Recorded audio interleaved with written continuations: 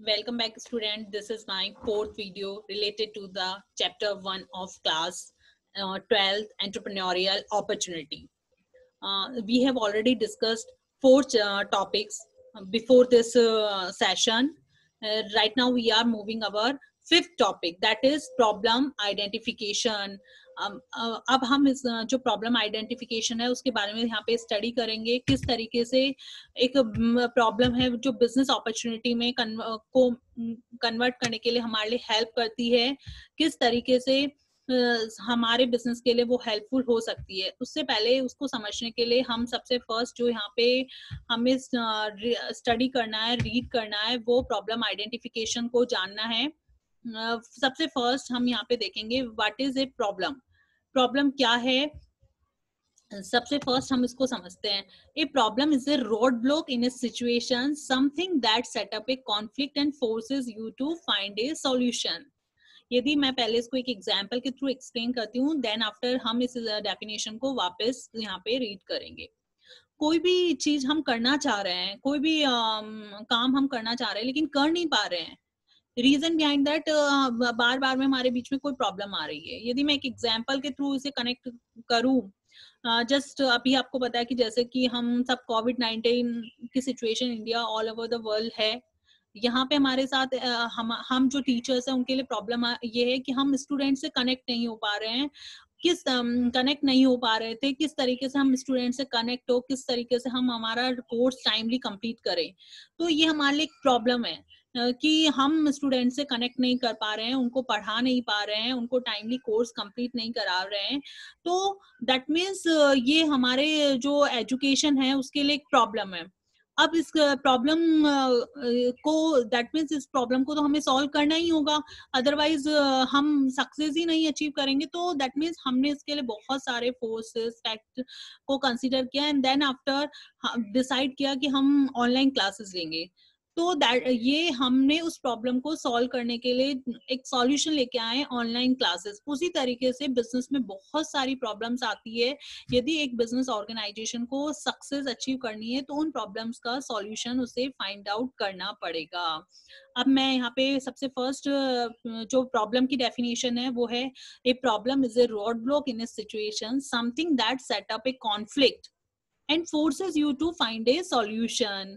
That means आप जो काम करना चाह रहे हैं वो काम नहीं कर पा रहे हैं, और अल्टीमेटली यदि आपको बिजनेस में सक्सेस अचीव करनी है तो आपको तब तक ट्राई करना है, तब तक आप उस प्रॉब्लम को का सॉल्यूशन नहीं पाते हैं। एग्जाम्पल्स लूं, बहुत सारे बिजनेस एग्जाम्पल्स आपने देखा था पहले मार्केट में मैगी नूडल्स अवेलेबल थे, पैकेट्स में घर पे लाना था और आता था कि 5 मिनट में नूडल्स यदि आप रेडी करेंगे तो आ जाएंगे। लेकिन लोगों के जो लोग हैं, पीपल हैं, उनके सामने प्रॉब्लम थी कि हम लोग जो ट्रैवल करते हैं एक जगह से दूसरी जगह, तो हमारे लिए डिफिकल्ट हो जाता है कि हम कहाँ पे इसको बनाएं, कैसे इसको कंज्यूम करें।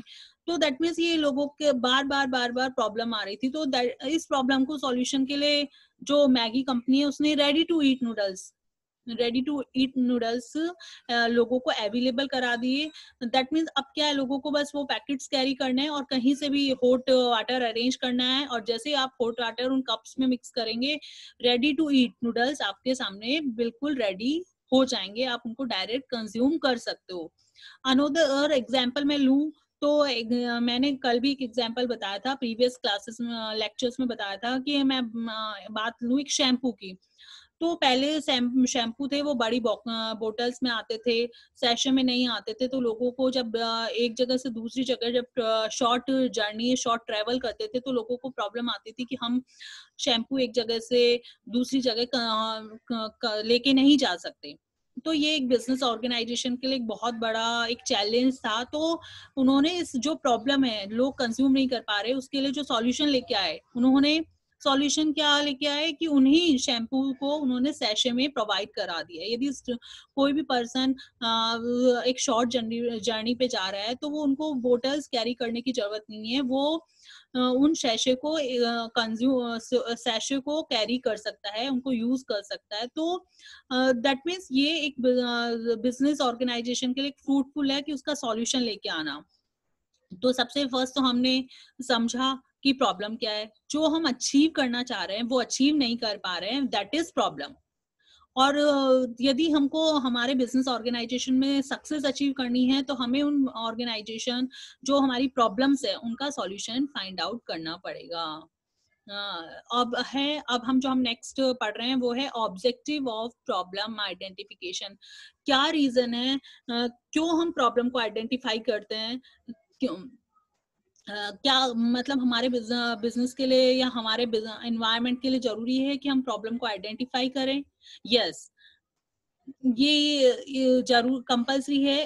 First objective of problem identification, it should clearly state the problem. यदि हम प्रॉब्लम को आइडेंटिफाई करेंगे तो हमें क्लियरली पता चल जाएगा कि किस तरीके से क्या हमारे बिजनेस में प्रॉब्लम आ रही है, किस तरीके से प्रॉब्लम आ रही है, क्या हो रहा है जिसके कारण ये प्रॉब्लम अराइज हो रही है। तो it should clearly state the problem. Next है identify target group facing the problem. उसके बारे में बाद में हमें पता पड़ जाता है कि जो टारगेट ग्रुप है जो उसको फेस कर रहे हैं वो कौन है। जैसे मैंने एग्जांपल दिया कि यहाँ पे हम जो यदि कोविड-19 के कारण स्कूल्स बंद है तो जो मेन टारगेट ग्रुप है जो उसको फेस कर रहे हैं वो है स्टूडेंट्स। तो दैट मीन्स अब जो इसके लिए सॉल्यूशन आएगा वो स्टूडेंट्स के लिए सॉल्यूशन आएगा। तो हम यहाँ पे प्रॉब्लम का पता पड़ने से हम उनके टारगेट ग्रुप को आइडेंटिफाई कर लेते हैं। ये हमारे दो जो मेन ऑब्जेक्टिव है वो प्रॉब्लम आइडेंटिफिकेशन के मेन ऑब्जेक्टिव्स है। अब हम यहाँ पे नेक्स्ट जो ऑब्जेक्टिव है उसके बारे में पढ़ते हैं। Find the market acceptability of the solution to the problem. यदि कोई प्रॉब्लम है और हमने उसका सॉल्यूशन फाइंड आउट करा है तो हमें मतलब सॉल्यूशन फाइंड करने के टाइम पे हमें पता पड़ जाएगा कि लोग जो मार्केट उस चीज को एक्सेप्ट करेगा नहीं करेगा। हम प्रॉब्लम आइडेंटिफाई कर रहे हैं तभी हमें पता पड़ पाएगा कि लोग इसको जो पीपल है वो उसको यूज करना चाहेंगे नहीं यूज करना चाहेंगे, किस तरीके से पीपल इसको एक्सेप्ट करेंगे। नेक्स्ट हम यहाँ पे जो सबसे फर्स्ट अब हमने यहाँ पे जो पढ़ा है वो है प्रॉब्लम की डेफिनेशन, प्रॉब्लम आइडेंटिफिकेशन की डेफिनेशन। अब जो हम यहाँ पे नेक्स्ट जो हमने यहाँ पे स्टडी किया वो है ऑब्जेक्टिव ऑफ प्रॉब्लम आइडेंटिफिकेशन। अब हमने यहाँ पे प्रॉब्लम आइडेंटिफिकेशन के ऑब्जेक्टिव्स के बारे में स्टडी किया। अब हम जो नेक्स्ट टॉपिक पढ़ रहे हैं स्टडी करेंगे वो है यूजेस ऑफ प्रॉब्लम आइडेंटिफिकेशन। कि प्रॉब्लम आइडेंटिफिकेशन के क्या यूजेस हैं, क्यों हम प्रॉब्लम को आइडेंटिफाई करना हमारे लिए जरूरी हो जाता है और इस जो प्रॉब्लम हम फाइंड आउट करते हैं उसके हमारे बिजनेस के लिए क्या यूजेस हैं। अब हम यहाँ पे ऑब्जेक्टिव्स ऑफ प्रॉब्लम आइडेंटिफिकेशन के बारे में हम यहाँ यूजेस ऑफ प्रॉब्लम आइडेंटिफिकेशन के बारे में हम यहाँ पे पढ़ने वाले हैं। सबसे फर्स्ट जो यूज है प्रॉब्लम आइडेंटिफिकेशन का वो एंटरप्रेन्योर को वो है bring out new products in the market. यहाँ पे कुछ इमेजेस भी गिवन है, कुछ आपको मैंने एग्जाम्पल भी कंसिडर किया है। Bring out new product in the market, यदि मैं इसको एग्जाम्पल से कनेक्ट करूं, सबसे फर्स्ट मार्केट में जो नॉर्मल कंप्यूटर्स थे, कंप्यूटर्स थे, वर्क करना था लोगों को, लेकिन लोगों को एक जगह से दूसरी जगह उन कंप्यूटर्स को कैरी करना मुश्किल होता था। तो जो ये प्रॉब्लम थी कि लोग कंप्यूटर्स को एक जगह से दूसरी जगह जो कंप्यूटर्स है उनको कैरी नहीं कर सकते हैं। तो इस प्रॉब्लम के लिए सॉल्यूशन आया टैबलेट्स कि अब लैपटॉप। अब था कि लोग लैपटॉप को एक जगह से दूसरी जगह ट्रैवल कर सकते हैं, लेके उनको यूज कर सकते हैं। तो bring out new product in the market. तो यदि हम प्रॉब्लम आइडेंटिफाई कर लेते हैं, यदि एक एंटरप्रेन्योर प्रॉब्लम को आइडेंटिफाई करता है तो उस प्रॉब्लम को रिमूव करने के लिए, उस प्रॉब्लम को रिजॉल्व करने के लिए वो उसका सॉल्यूशन भी फाइंड आउट करता है। और सॉल्यूशन फाइंड आउट करते टाइम कुछ सॉल्यूशन लेके आने के टाइम कुछ न्यू प्रोडक्ट्स वो मार्केट में लेके आते हैं। जैसे नेक्स्ट है understand the problem and needs of the market.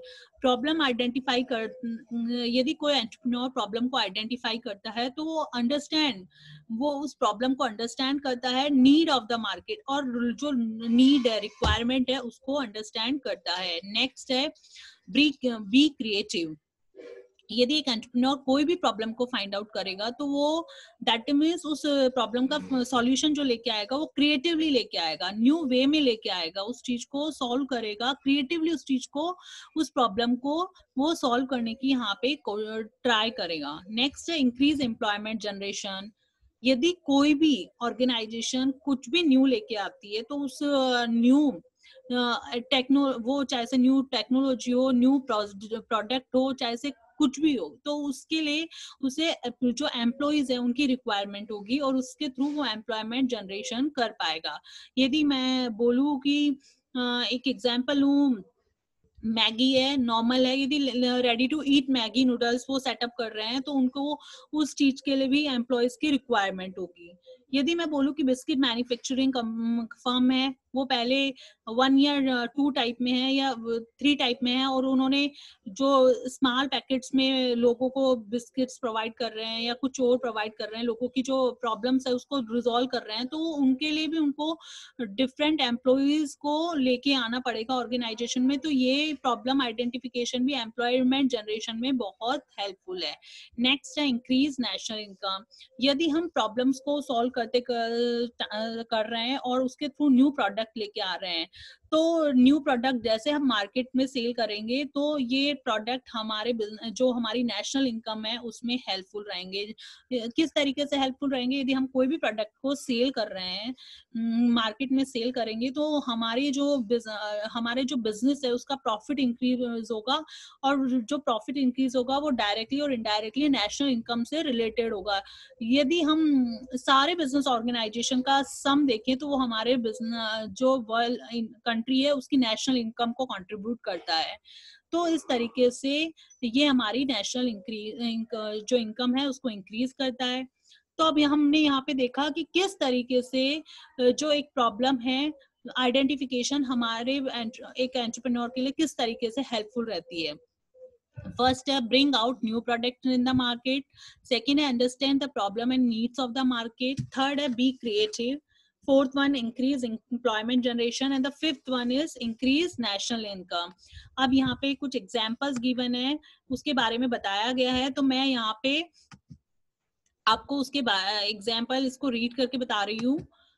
For example, in our everyday life, we face a number of problems for which we wish something for instant solution. If we look carefully, there is an array of instant food products fooding the market on a daily basis. Some of them are very successful. The reason being that the younger generation is highly career oriented and does not have time to cook. New websites came into operation which were result of the problem faced by the entrepreneur herself. For example, www.nurseryadmission.com. तो यहाँ पे हमने 2 examples पढ़े. First example जो बता रहा है कि जो यंग जनरेशन है, जो कैरियर ओरिएंटेड है, जिनके पास में इतना टाइम नहीं है कि वो फूड जो है उसके लिए इंटरेस्टेड तो है, लेकिन उनके लिए पास इतना टाइम नहीं कि वो बहुत सारे एफर्ट्स करे किसी भी फूड को प्रिपेयर करने के लिए. तो जो एंटरप्रेन्योर है, जो एंटरप्राइजेस है, उन्होंने ready to eat food available करा दिए हैं मार्केट में. तो अब हमने यहाँ पे इस टॉपिक जो यहाँ पे स्टडी किया है वो है प्रॉब्लम आइडेंटिफिकेशन. हमने यहाँ पे प्रॉब्लम आइडेंटिफिकेशन की फर्स्ट ऑफ ऑल प्रॉब्लम के बारे में यहाँ पे उसकी डेफिनेशन देखी. देन आफ्टर प्रॉब्लम आइडेंटिफिकेशन के बारे में हमने यहाँ पे स्टडी किया. उसके बाद में हमने यहाँ पे रीजंस ऑफ प्रॉब्लम आइडेंटिफिकेशन के बारे में हमने यहाँ पे स्टडी किया. उसके बाद में हमने देखा कि किस तरीके से यूजेस, जो प्रॉब्लम आइडेंटिफिकेशन है उसके क्या यूजेस हैं, ये हमने यहाँ पे देखा with the help of taking various examples. Okay, this is my 5th topic. ये टॉपिक यहाँ पे कंप्लीट हो गया है. आपको इसको बारे में रीड करना है और नोट्स प्रिपेयर करने हैं.